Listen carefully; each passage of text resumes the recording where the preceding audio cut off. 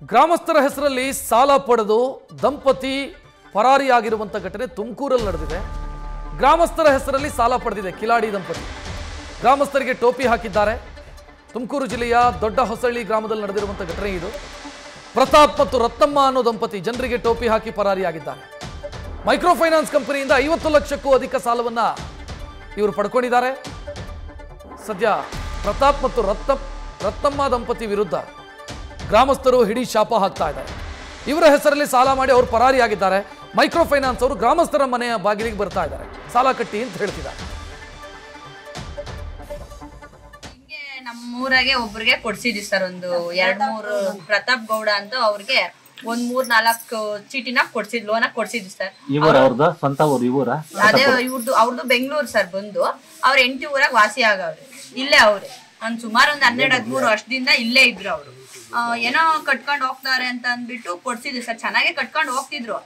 ಇವಾಗ ಸಾಲ ಜಾಸ್ತಿ ಆಗ್ಬಿಟ್ಟು ಊರ್ ಬಿಟ್ಬಿಟ್ಟವ್ರು ಸರ್. ನಾನು ಕೊಡ್ಸಿದ್ದೆ, ಒಂದು 2-3 ಚೀಟಿನ ಕೊಡ್ಸಿದೀನಿ ಸರ್. ನನಗೆ ಇವಾಗ ಬಂದ್ಬಿಟ್ಟು ಮನೆ ಮುಂದೆ ಫೈನಾನ್ಸ್ ಅವರು ಚೀಟಿ ಕಟ್ಲೇಬೇಕು, ನೀವು ಕಟ್ಲೇಬೇಕು ಅಂತ ಸರ್. ನಾನು ತಕೊಂಡಿಲ್ಲ ಸರ್, ಅವ್ರು ಕೊಡ್ಸಿದೀನಿ. ಅಂದ್ರೆ ನಿಮ್ಮ ಅಕೌಂಟ್ಗೆ ಹಾಕಿದೀವಿ, ನೀವೇ ಕಟ್ಬೇಕು ಅಂತಾರೆ ಸರ್. ನಾನು ತಕೊಂಡಿಲ್ಲ, ನಾನು ಕಟ್ತಿದ್ದೀನಿ. ಅವ್ರದ್ದು ಬಂದು ತಿಂಗಳಿಗೆ ಬಂದು 10,000 ಹಿಂಗ್ ಕಟ್ಬೇಕು ಸರ್. 1 ಅಲ್ಲ 2 ಅಲ್ಲ 3 ಚೀಟಿ ಕಟ್ಬೇಕು ಸರ್. ನೀನ್ ಯಾಕಮ್ಮ ಅವ್ರು ಕೊಡಿಸ್ದೆ ಸರ್? ಏನೋ ಊರಾಗೆ ನಂಬಿಕೆ ಇರೋರು ಅಂತ ಅಂದ್ಬಿಟ್ಟು ಕೊಡಿಸ್ದೆ ಸರ್. ಚೆನ್ನಾಗಿ ಕಟ್ಕೊಂಡು ಹೋಗ್ತಿದ್ರು. ಈ ತರ ಮಾಡ್ತಾರೆ ಅಂತ ಯಾರಿಗ್ ಗೊತ್ತು ಸರ್? ನಮ್ಗೆ ಅಂದಾಜ್ ಮೇಲೆ 75 ಲಕ್ಷ ಅಂತ ನಾವ್ ಹೇಳ್ತಿದೀವಿ ಸರ್. ಅಂತ 75 ಲಕ್ಷನು ತಗೊಂಡ್ಬಿಟ್ಟು ಕಟ್ಟದಂಗ್ ಓಡೋಗ್ಬಿಟ್ಟು ಸ್ಟೇಟಸ್ಗೆ ಏನಾನ ಹಾಕಿದ್ರೆ ನಾವೇನನ್ ರಿವರ್ಸ್ ರಿಪ್ಲೈ ಕೊಟ್ರೆ ನಾನು ಏನಕ್ಕೂ ಹಾಕೊಂತೀನಿ, ನಿಮ್ಗೆ ಹಾಕಿದೀವಿ ಅಂತ ಅನ್ಕೊಳ್ರಿ, ನನ್ಗೇನ್ ಭಯ ಇಲ್ಲ, ಹಂಗೆ ಹಿಂಗೆ ಅಂತ ಮೆಸೇಜ್ ಮಾಡ್ತಾರೆ ಸರ್. ಸ್ಟೇಟಸ್ ಆಗಿ ಏನೇನೋ ಇಕ್ಕೊಂತಾರೆ ಫೋನ್ ಆಗಿ. ಎಲ್ಲ ನಮ್ಗೆಲ್ಲ ಗೊತ್ತಾಗ್ಬೇಕು. ಫೈನಾನ್ಸ್ ನವ್ರು ನಿಮಗ್ ಬಂದ್ ಪೀಡಿಸ್ತಾರೆ. ಫೈನಾನ್ಸ್ ಅವ್ರು ಬಂದ್ಬಿಟ್ಟು ನಮ್ಮನ್ ಮನೆ ಬೆಳಿಗ್ಗೆ ಬಂದ್ರೆ ಸರ್, ಬೆಳಿಗ್ಗೆ ಬಂದ್ರೆ ಸಾಯಂಕಾಲ ಒಂದ್ 10 ಗಂಟೆ ಆದ್ರೂ ಹೋಗಲ್ಲ ಸರ್. ಮನೆ ಮುಂದೆ ನಿಂತ್ಕೊಂತಾರೆ ಸರ್. ಊಟ ಮಾಡಕ್ ನೆಮ್ಮದಿ ಇಲ್ದಂಗ್ ಮಾಡ್ತಾರೆ ಸರ್. ಪೊಲೀಸ್ ಕಂಪ್ಲೇಂಟ್ ಕೊಟ್ಟು ಬಂದ್ವಿ ಸರ್. 1.5 ತಿಂಗಳಾಯ್ತು. ಇಲ್ಲಿ ಕೊಡ್ಗೆನಲ್ಲಿ ಸ್ಟೇಷನ್ ಕೊಟ್ಟು ಬಂದ್ವಿ. ಸರಿ ಆಯ್ತು ನೋಡ್ಕೊಂಡ್ 3 ದಿವಸದೊಳಗಡೆ ಕರೆಸ್ತೀವಿ ಅಂತ ಹೇಳಿದವರು 1.5 ತಿಂಗಳಾಗೆ ಸರ್. ಇವತ್ತಿಗೂ ಒಂದ್ ಫೋನ್ ಮಾಡಿಲ್ಲ, ನಮ್ ಬಗ್ಗೆ ಏನು ಕೇರೆ ಮಾಡ್ತಿಲ್ಲ ಸರ್ ಪೊಲೀಸರು ಅಂತೂ. ನಂಗೇನು ಗೊತ್ತಿಲ್ಲ ಸರ್. ನನ್ಗೆ ಸುಮ್ನೆ ಆಧಾರ್ ಕಾರ್ಡ್ ಇಸ್ಕೊಂಡು ಸೈನ್ ಹಾಕಮ್ಮ, ಇಲ್ಲ ಸೈನ್ ಹಾಕಿದೀವಿ. 1 ಲಕ್ಷ 2 ಲಕ್ಷ ತಗೊಂಡೋಗೋಳೆ ಸರ್. ನನ್ ದಿನ ಬತ್ತ ನಾನು ಎಲ್ಲಿ ತಂದು ಕಟ್ತೀನಿ ಸರ್. ನನ್ ಮಗನ ಮಾಡಿದ್ರೆ ಕುಡ್ಕ. ನಿಮ್ಮ ಹೆಸರು? ನಮ್ಮ ಹೆಸರು ಪುಟ್ಟಯ್ಯಮ್ಮ ಸರ್. ಮಗಳು ಇಲ್ಲೇ ಅವಳೆ.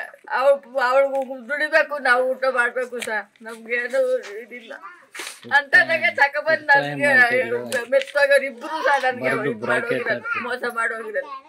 ಆ ಲಕ್ಷ್ಮಿ ಒಬ್ಬಳು, ನಮ್ಮಳೊಬ್ಳು, ಇವಳೊಬ್ಳು. ಅವಳು 1 ಲಕ್ಷ 2 ಲಕ್ಷ ತಗೊಂಡು ಹೋಗೋಳು, ಇವಳು 1 2 ಲಕ್ಷ ತಗೊಂಡು ಹೋಗೋಳು. ನಂಗೆ ಸೈನ್ ಹಾಕ್ಸ್ಕೊಂಡದ್ದು ಸುಮ್ಮನೆ ಆಧಾರ್ ಕಾರ್ಡ್ ಇಸ್ಕೊಳ್ಳೋದು ಕೊಟ್ಟು ಹೋಗ್ಬಿಟ್ಟವ್ರೆ. ನಾನು ದಿನ ಬರ್ತಾರೆ ಸರ್. ನೆನ್ನೆ ಎಲ್ಲ ಬಂದಿದ್ರು. ಈ ಬಗ್ಗೆ ಹೆಚ್ಚಿನ ಡೀಟೇಲ್ ನೀಡೋದಕ್ಕೆ ನಮ್ಮ ಪ್ರತಿನಿಧಿ ಮಧು ಫೋನ್ ಸಂಪರ್ಕದಲ್ಲಿ. ಮಧು, ಅತಿಯಾದ ನಂಬಿಕೆ ಅಥವಾ ಕುರುಡು ನಂಬಿಕೆ ಅಪಾಯಕಾರಿ ಅಂತ ಅನ್ಸುತ್ತೆ. ಇದನ್ನು ನೋಡ್ತಾ ಇದ್ರೆ ಯಾರನ್ನೋ ನಂಬಿ ಇವರ ಹೆಸರಲ್ಲಿ ಸಾಲ ಮಾಡಿ ಅವರಿಗೆ ದುಡ್ಡು ಕೊಟ್ಟು ಈಗ ಪಡಬಾರದ ಪಾಡು ಪಡ್ತಾ ಇದ್ದಾರೆ. ಖಂಡಿತವಾಗ್ಲೂ ರಕ್ಷತ್, ಇಲ್ಲಿ ಈ ಚಾಲಾಕಿ ದಂಪತಿಗಳ ಒಂದು ಕಾರ್ಯವೈಖರಿಯನ್ನ ನೋಡ್ಬೇಕಾಗುತ್ತೆ. ಯಾಕೆಂದ್ರೆ ಅಮಾಯಕರು ಏನು ಲೋನ್ ಬೇಕು, ಅದರಲ್ಲೂ ಕೂಡ ಸಣ್ಣ ಪ್ರಮಾಣದಲ್ಲಿ ಸಾಲ ಬೇಕು, 20,000 30,000 ಅನ್ನುವಂತಹ ಜನಗಳು ನಮ್ಗೆ ಗ್ರಾಮೀಣ ಭಾಗದಲ್ಲಿ ಸಿಕ್ಕೇ ಸಿಗ್ತಾರೆ.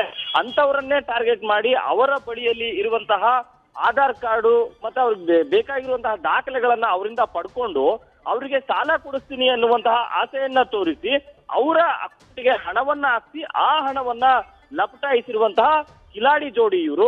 ಇಲ್ಲಿ ಸಾಮಾನ್ಯವಾಗಿ ಇವರು ಟಾರ್ಗೆಟ್ ಮಾಡ್ತಾ ಇದ್ದಿದ್ದು ಯಾರು ಗ್ರಾಮೀಣ ಭಾಗದಲ್ಲಿ ಲೋನ್ ಕೊಡ್ತೀವಿ ಅಂತ ಬರ್ತಕ್ಕಂತ ಮೈಕ್ರೋ ಫೈನಾನ್ಸ್ ಸಿಬ್ಬಂದಿಗಳಿರ್ತಾರೆ, ಅದರಲ್ಲಿ ಸೇಲ್ಸ್ ಏನ್ ಎಕ್ಸಿಕ್ಯೂಟಿವ್ಗಳಾಗಿ ಕೆಲಸ ಮಾಡ್ತಾ ಇರ್ತಾರಲ್ಲ ಅಂತ ಸಿಬ್ಬಂದಿಗಳನ್ನ ಇವರು ಪರಿಚಯ ಮಾಡಿಕೊಂಡು ಆ ಒಂದು ಏನು ಸೇಲ್ಸ್ ಎಕ್ಸಿಕ್ಯೂಟಿವ್ಗಳಿಗೆ ಒಂದು ಟಾರ್ಗೆಟ್ ಅನ್ನ ಮೈಕ್ರೋ ಫೈನಾನ್ಸ್ ಕಂಪನಿ ನೀಡಿರುತ್ತೆ. ಅಂದ್ರೆ ನೀವು ಇಷ್ಟು ಲೋನ್ ಅನ್ನ ಕೊಡ್ಬೇಕು ಜನರಿಗೆ, ಅದರಿಂದ ಇಷ್ಟು ಲೋನ್ ರಿಕವರಿ ಮಾಡಬೇಕು ದಿನನಿತ್ಯ ಅನ್ನುವಂತ ಒಂದು ಟಾರ್ಗೆಟ್ ಅನ್ನ ನೀಡಿರುತ್ತೆ. ಅಂತ ಸಿಬ್ಬಂದಿಗಳು ಯಾರು ಗ್ರಾಮೀಣ ಭಾಗದಲ್ಲಿ ಸಣ್ಣ ಪ್ರಮಾಣದಲ್ಲಿ ಗ್ರಾಮೀಣ ಮಹಿಳೆಯರಿಗೆ ಸಾಲವನ್ನ ಕೊಡ್ತೀವಿ ಅಂತ ಹೇಳಿ ಹಳ್ಳಿಗಳಿಗೆ ಬರ್ತಾರೆ, ಅಂತವರನ್ನ ಇವರು ಟಾರ್ಗೆಟ್ ಅನ್ನ ಮಾಡಿ ಅವರ ಪರಿಚಯವನ್ನ ಮಾಡಿಕೊಂಡು ಅವರಿಗೆ ನಮ್ಮ ಬಳಿ ಅಂದ್ರೆ ಲೋನ್ ಬೇಕಾಗಿರುವಂತಹ ಮಹಿಳೆಯರನ್ನ ನಾವು ತೋರಿಸ್ತೀವಿ, ಅವರ ದಾಖಲೆಗಳನ್ನ ಕೊಡ್ತೀವಿ, ಅವ್ರಿಗೆ ನೀವು ಲೋನ್ ಕೊಡಿ ಅಂತ ಹೇಳಿ ಇವರು ಮೊದಲಿಗೆ ಒಂದು ಫಿಕ್ಸಿಂಗ್ ಅನ್ನ ಮಾಡ್ಕೊತಾರೆ. ನಂತರ ಅವರು ಮಹಿಳೆಯರ ಬಳಿ ಹೋಗಿ ಆಧಾರ್ ಕಾರ್ಡ್ಗಳನ್ನ ಇಸ್ಕೊಂಡು ಅವರಿಗೆ ನಿಮ್ಗೆ ಹಣವನ್ನ ಕೊಡಿಸ್ತೀವಿ, ಅದನ್ನ ನಮ್ಗೆ ವಾಪಸ್ ಕೊಡಿ, ಮತ್ತೆ ನಿಮ್ಗೆ ಹೆಚ್ಚಿನ ಮೊತ್ತದ ಸಾಲವನ್ನ ಕೊಡಿಸ್ತೀವಿ ಅನ್ನುವಂತ ಆಮಿಷವನ್ನ ಒಡ್ಡಿ ಈ ರೀತಿಯಾಗಿ ಸುಮಾರು 30 ರಿಂದ 35 ಮಹಿಳೆಯರ ಆಧಾರ್ ಕಾರ್ಡ್ಗಳನ್ನ ಬಳಸಿ ಅವರಿಗೆ ಈ ಜೋಡಿ ವಂಚನೆ ಮಾಡಿರುವಂತದ್ದು. ಈ ಒಂದು ಪ್ರಕರಣಕ್ಕೆ ಸಂಬಂಧಪಟ್ಟಂತೆ ಈಗಾಗಲೇ ಮಹಿಳೆಯರಿಗೆ ಏನು ಆ ಒಂದು ಮೈಕ್ರೋ ಫೈನಾನ್ಸ್ ಗಳಿಂದ ನೋಟಿಸ್ಗಳು ಬಂದಾಗ ಅವರಿಗೆ ನಾವು ಸಾಲ ತಗೊಂಡಿದೀವಿ, ನಾವು ಮೋಸಕ್ಕೊಳಗಾಗಿದೀವಿ ಅನ್ನುವಂತಹ ಮಾಹಿತಿ ಗೊತ್ತಾಗಿರುವಂತ. ಅದುವರೆಗೂ ಕೂಡ ಇವ್ರೇನು ಅವರ ಬಳಿ ಹಣವನ್ನ ತೆಗೆದುಕೊಂಡು ಅವರಿಗೆ ಒಂದು ಸಾಲವನ್ನ ತಗೊಂಡಿದೀವಿ ಅನ್ನುವಂಥದ್ದು ಕೂಡ ಗೊತ್ತಾಗದೇ ಇರೋ ರೀತಿಯಲ್ಲಿ ಇವರಿಗೆ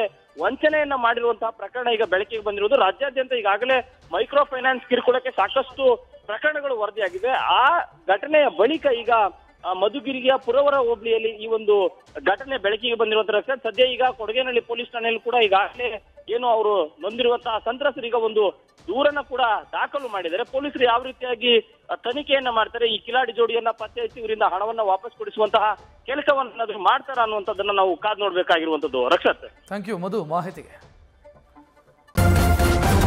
ನ್ಯೂಸ್ ಫಸ್ಟ್ ನಿರ್ಭೀತಿಯಿಂದ ನಿಮ್ಮ ಪರವಾಗಿ.